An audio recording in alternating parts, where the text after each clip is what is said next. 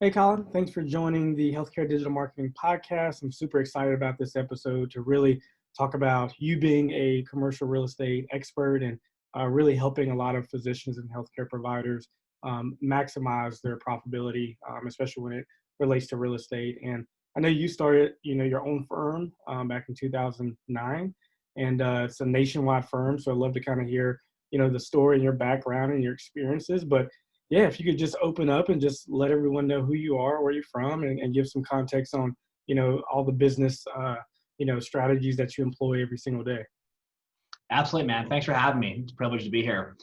I grew up in Michigan and spent the majority of my childhood there. Moved to Colorado in my 20s, and that's where I've been ever since. I took a little different path to my career. I decided to take a semester or two off before I went to college and then figure out what I wanted to do. And I started doing real estate and property management when I was 19, and I got fascinated with it. So I stuck doing that. And that's all I've ever done with my career is real estate. Did property management for a few years. I got into brokerage in my early 20s. And then my path to healthcare was I started working originally for a bunch of large national retailers like Walmart's and Wendy's and groups like that, Blockbuster.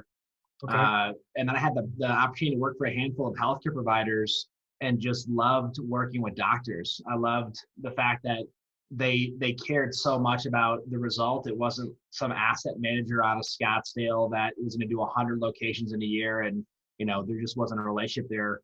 The doctors and the administrators I was working with, they cared what happened. They were very thankful for the process and for the help. And I really liked the personal relationship aspect of it. So 2009, I launched our company.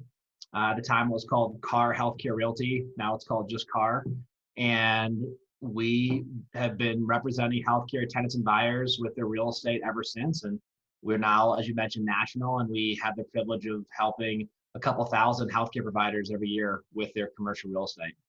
Wow, that's awesome, man. So just to kind of see your transition from, different positions to now your own firm that's, successful and nationwide. That's awesome. And I think you mentioned at some point because we're here in Charlotte, you're moving, to the East Coast as well. Yeah. We have a several dozen agents that are in the Southeast, and we have a handful of agents that are in South Carolina, North Carolina, where you guys are located specifically. And we do a lot of transactions, a lot of volume in that Mid-Atlantic and the Southeast area. All right, awesome. And as you're dealing with these contracts and dealing with commercial real estate, and especially during COVID and all the craziness that we're going through, like what are some of the biggest mistakes that you see a lot of these physicians and healthcare providers make in their real estate negotiations? Yeah, absolutely. Well, there's several mistakes that we typically highlight. I'll start with one. It's the do-it-yourself mentality. Mm-hmm. Healthcare providers by nature are very intelligent people. The office managers, a lot of times, are very intelligent as well. And there's this idea, well, I can just figure it out or do it myself, which is completely contrary to the industry. I mean, people come to healthcare providers because they want a heightened level of specialization. Right. It's no different in commercial real estate. It's not a matter of whether you can get a deal closed or not. Like that's not the question. Anybody can get a deal closed. The question becomes, how much money did you leave on the table, or how much money did you lose Right. going up against a landlord or a listing agent that negotiates professionally for a living, that has done hundreds or thousands of transactions. You do 1, 2, or 3 in your entire career. Right. It's not going to be close. I mean, it's the amount of money that's lost in that process. It's usually on the minimum side tens of thousands, and it's typically several $100,000 that gets lost over a 10-year period. Wow. So I'd say biggest mistake health providers make is they try to do it themselves, and it's a very costly endeavor. Yeah, to that point, Colin, it's so funny because obviously we work in the healthcare space as well. From a marketing standpoint, we'll see a lot of these doctors, their office administrator or their office manager will be doing their marketing for them, and they're trying to manage the office and trying to greet patients and create contests and help the doctor on certain other aspects of from a business standpoint. And to your point, like you have to have someone who is specialized in that, especially for healthcare providers, because you want them to focus on what they're really good at, which is practicing, and then allow, the experts to really help them make business decisions as they grow their practice and start their practice. So definitely a very good point there. Any other mistakes you would see that, that they make on a consistent basis? Yeah, one of the top mistakes they also make is they don't create a real estate strategy. They pick one property, they put all their eggs in one basket, they show the other side all their cards. And again, use a sports analogy. It's like telling them, hey, listen, we're going to throw to the tight end and we're going to throw to him right at this location. Yeah. Just FYI. Or, hey, listen, we're going to run a pick and roll on the right side. Here's where this guy's going to be. Here's where this guy's going to be. And they telegraph the entire thing. They'll tell landlords things like, hey, on a lease renewal, they'll say, well, we don't want to move. We want to stay here. What's the best you're going to give us? Yeah. And it just terrible mistakes. Or they start the process, with 3 months left in the lease. And then they try to tell the landlord that they might move out. The landlord knows they're not going to move out. They're out of time. They don't have enough time to move. And so a lot of healthcare providers, they communicate way too openly. You can't do that. You can't tell the landlord you only have one property that you're looking at, or you don't want to move, or you have to purchase this building. You're in love with this building. And it's a completely wrong approach. Yeah. When it comes to real estate, like anything else, if you're negotiating, you have to have multiple options. You have to have those options competing against each other, and you've got to be willing to walk away from the deal. And a lot of healthcare providers put themselves in a corner where they have no other options. The landlord knows it. They have no posture, and then they just get manhandled by the landlord because why would they reduce the lease rate if they know for a fact you're not moving? Like, they're in it to make money. Right. You're exactly right. And so how do you guys come in and help them negotiate or have more favorable terms with their lease negotiation?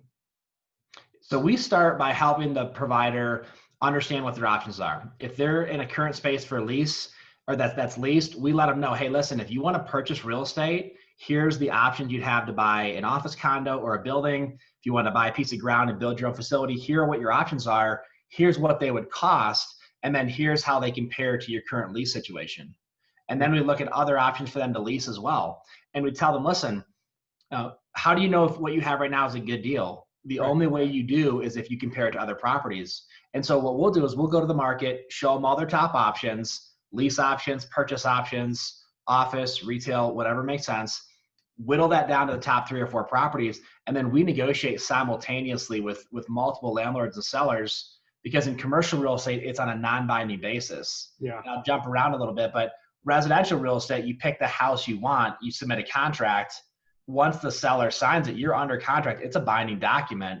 Right. In commercial real estate, it's non-binding. You negotiate on what's called a letter of intent or a request for proposal.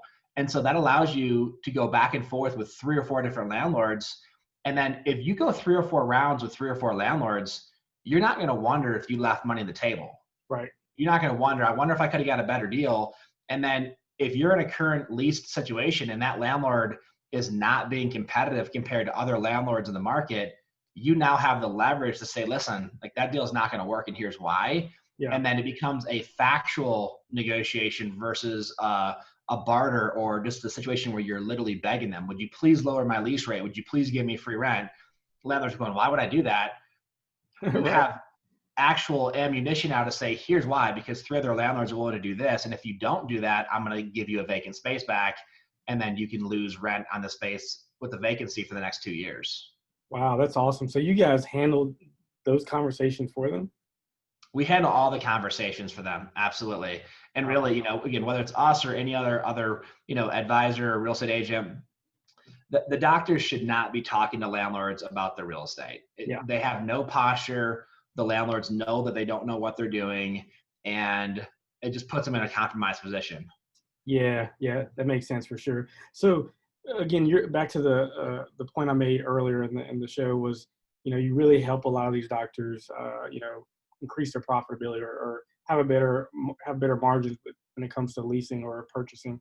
So when you what does it look like if they're going to renew a lease?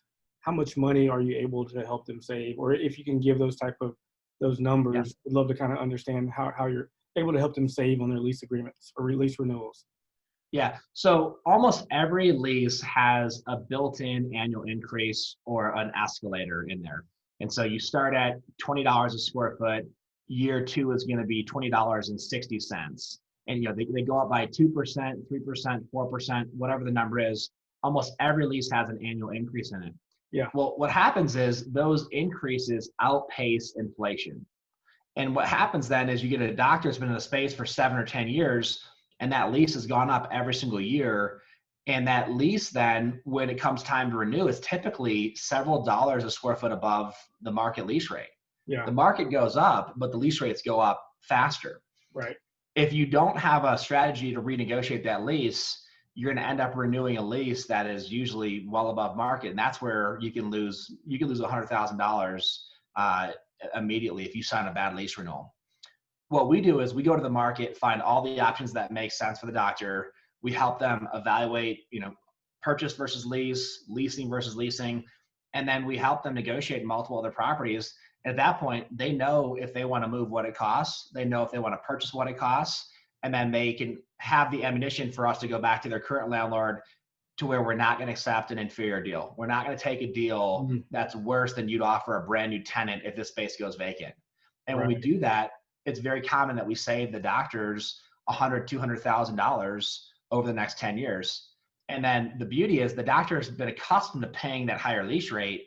They now have an immediate savings. They now get a free rent package. They get money to improve their space. And then they can take that money and they can reinvest it in a number of areas. They can invest it in marketing and growing the practice. Yeah. They can invest it in hiring and training better staff, investing in new forms of technology, capital equipment, and they take the money they've been spending every month on their real estate, they put it back into growing their practice, and then they have an amplified growth pattern moving forward. Oh, that's awesome, man. I think if a doctor's listening to this podcast, that makes sense, right? Like they should not be negotiating. They should be focusing on, what they do best, and then having someone like your team really help them save money to be able to invest that back into their business goals or business needs. So essentially, like from what I heard was, being able to save them hundreds and $200,000 every year. So you're increasing their net worth essentially. Absolutely. Yeah. I mean, there's a lot of things you can do with the savings. And let me break down the numbers, because sometimes when people hear, $100,000, $200,000, they go, well, that seems a little extreme, or I don't think it's realistic. So let's look at the numbers. Okay. An average medical practice is in, 4,000 or 5,000 square feet. There's practices that are in 2,000 square feet. There's practices that are in 20,000 square feet, but 5,000 square feet is a pretty standard sized medical office. If you get into a lease and it increases every year over 7 or 10 years, it's very common for those leases to be $3 or $4 a square foot above market when it comes time to renew. So if you're in 5,000 square feet and you're overpaying by $3 a square foot, that's $15,000 a year in excess rent that you shouldn't have paid if you knew what you were doing or had a real strategy.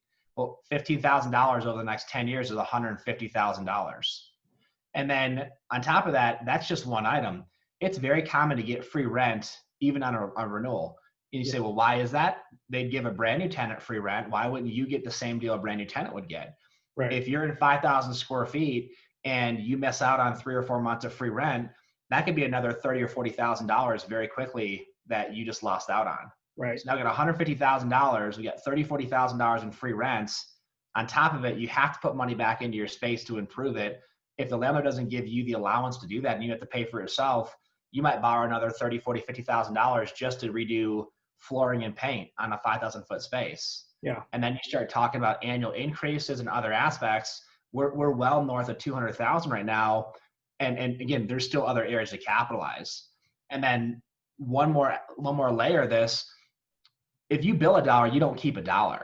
Yeah. And so if you pay an extra $150,000 in your lease that you shouldn't have paid, or if you could have avoided, that might be literally $800,000 or $1 million of production that you have to produce just to pay that bill. So right. It adds up really quickly. Yeah, no, that makes sense. And like, I guess when it comes to like leasing or purchasing, how do you, I know every case is different. How do you help them come up with the best strategy for that? Yeah, it's a great question. The first aspect is, are there any available properties that meet your requirement? Some areas you could buy, there's several buildings for sale, there's land available. If you're in a really dense area, there could be no options for sale currently. So that's the first thing is there anything available that meets your requirement that you could even purchase? Most of the time there are options, but there are some scenarios where, hey, if you need to be within a 1 mile radius of this downtown area, there could be nothing available for sale. Yeah. So first question is, are there any available options for sale? The next thing is, do you like any of those properties? Sometimes there's properties for sale, but there's no way you put your practice there. Right. If you can check both those boxes, yes, there's properties available. Yes, I like them. Then we get into the economic considerations and we start looking at it in 3 or 4 main areas. Number one, can you afford it just from a monthly check cutting process? If the option to lease is $10,000 a month, the option to purchase is 10 or 12,000 a month, great, you keep moving forward.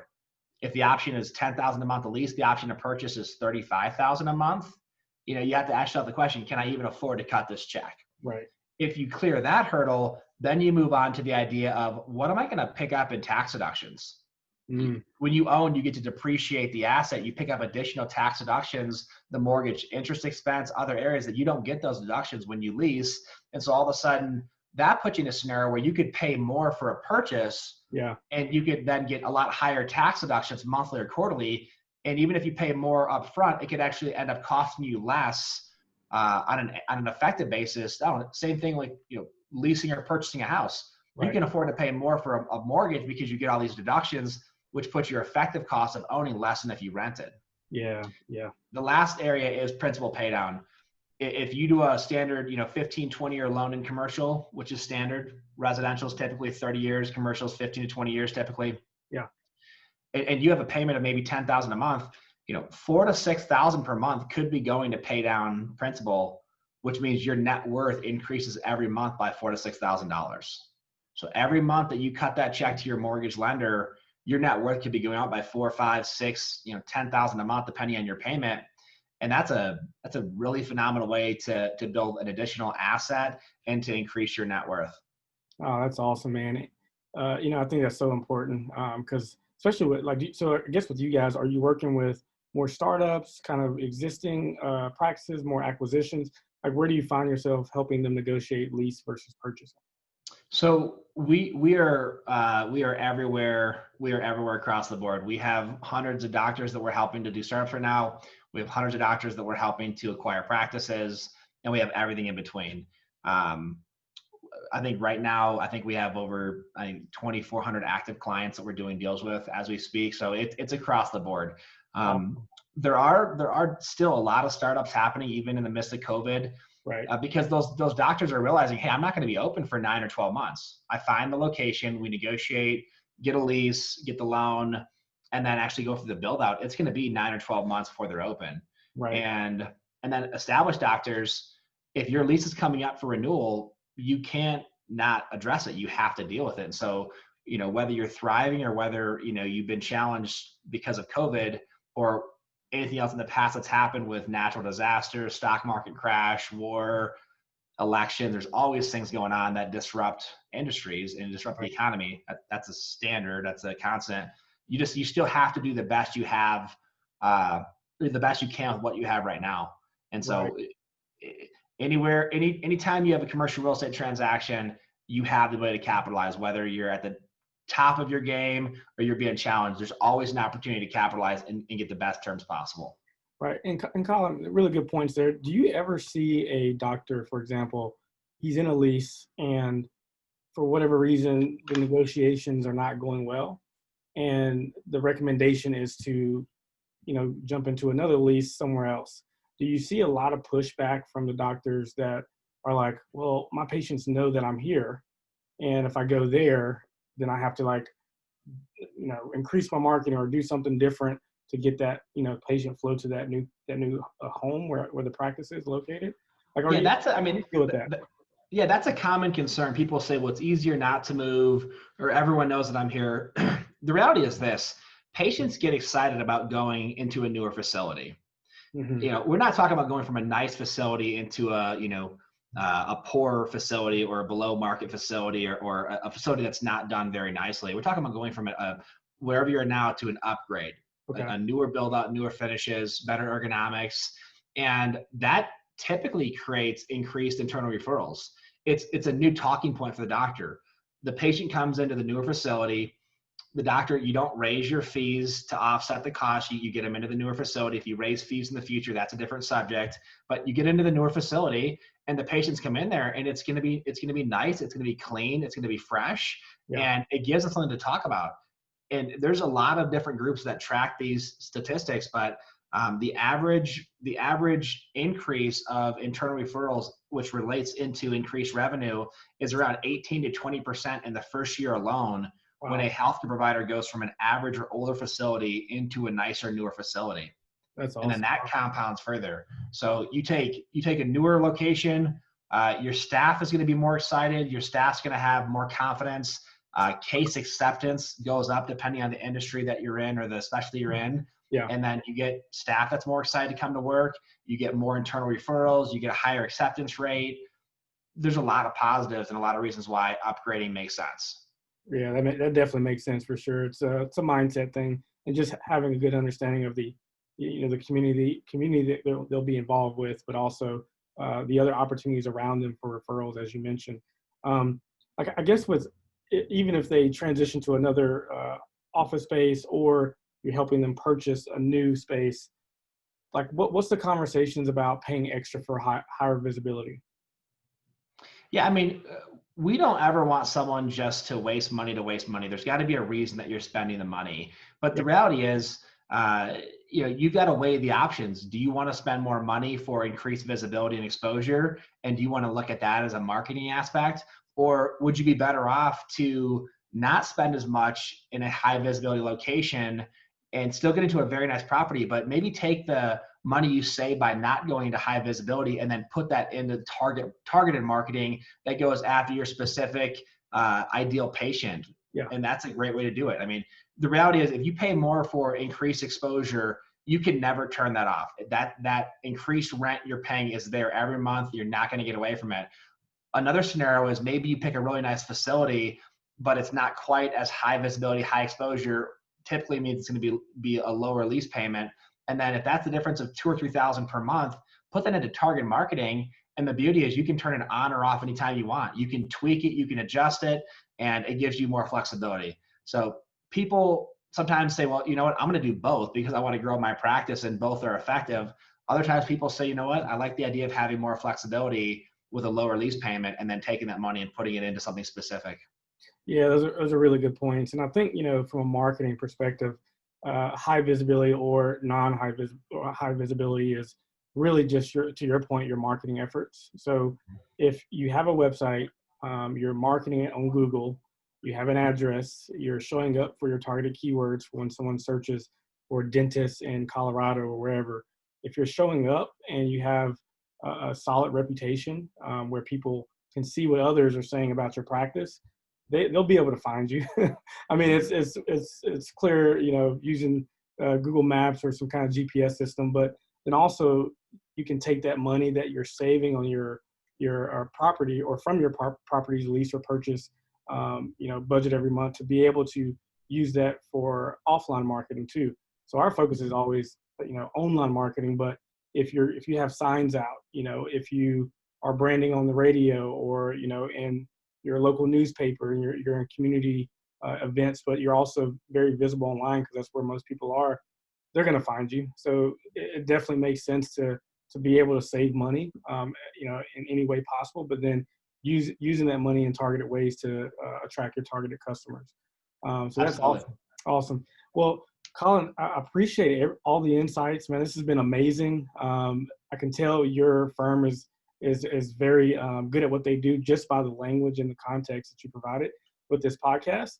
If there was a doctor or a physician or a healthcare provider listening to this episode now, like what would be that one bit of advice that you would give them as a takeaway from this episode? Yeah, I would say make sure that you start your transaction at the right time. Don't start too early, don't start too late. And then when you do start, hire professional representation. Let someone take you to the market, let them invest dozens of hours of their time in the research and due diligence. Let them handle all the confrontation and conflict that's going to be inherent with the high dollar negotiation. It's always going to be there. and let them advise you and navigate you. Treat real estate the same way that your patients treat your relationship. They come to you because you're the expert. They could self-diagnose, they could try to figure it out themselves. They come to you to take care of issues. They come to you from a preventative standpoint. Let someone advise you in the same way. And if that happens and it's someone who's qualified and can help you at a high level, the results are probably going to be literally tens to hundreds of thousands of dollars back in your pocket and back in your favor. And you'll be very glad that you got that help. Yeah, that's awesome. If you, I mean, it seems very simple. If you want to save money, improve your worth, and be able to use that targeted information to put your money elsewhere where it can work for you, you definitely need to call Colin.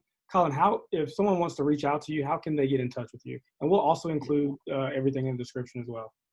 Okay, yeah. So our email address is carr.us, carr.us. And in the upper right-hand corner, you can click to find an agent.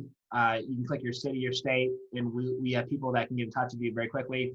We also have a free lease evaluation. If you're in a space right now and you want to know how does my lease compare to the current market, what's changed since I signed my lease, if I want to purchase, what are my options to purchase and how would I compare, our agents will do a very comprehensive analysis at no charge. And that's a phenomenal way to figure out how you compare to the market. And whether your lease is up in 12 months or it's up in 4 or 5 years, it doesn't matter. We'll give you that information. And then you're armed with data and facts that are going to help you set the tone or pace or direction for your next transaction. Yeah, so that's value in itself. So if it's just a free evaluation, it's well worth it. Well, thank you guys for listening to the Healthcare Digital Marketing Podcast. Again, I'm Lamar with MedRank Interactive. This is Colin with Carr, and we'll see you on the next episode. Thank you for your time.